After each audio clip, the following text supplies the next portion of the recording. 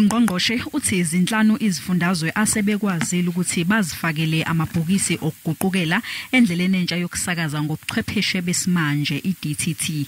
Kanti izakhamuzi zakuleli zingalindela ukuthi okwamanje inetwork ingasebenzi kahle ngenxa yokwenyuka komthamo wokusebenza kweintambo zokuxhumana. We have concluded analog switch off and migration for the SABC in the 5 provinces of Free State, Northern Cape, Northwest, Mpumalanga, and Limpopo provinces. And I must indicate the migration is, those provinces are fully migrated, but the analog switch off was for the SABC. Uthi loluhlelo lokufakwa kwalamabhokisi luphazamisekile KwaZulu-Natal kanye nase Eastern Cape ngenxa yezikhukhula.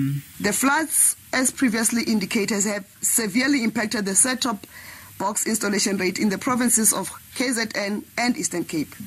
This is due to damages of beneficiary houses and road infrastructure that has led to inaccessibility of some communities. UNgqongqoshe udalule ukuthi kunzima kakhulu esifundazweni Eastern Cape kanye nase Northwest ukufakwa kwalamabhokisi ngenxa yokuthi abantu abaningi abawazi amakheli abo.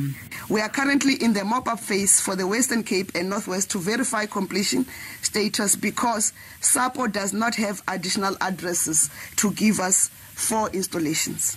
Ingu 44,224 imizi esifakelwe amabhokisi okusakaza ngobuchwepheshe besimanje ngethelevishini I DTT obekuhlelelwe ukuba ibe isivele isiphothuliwe ngomandulo.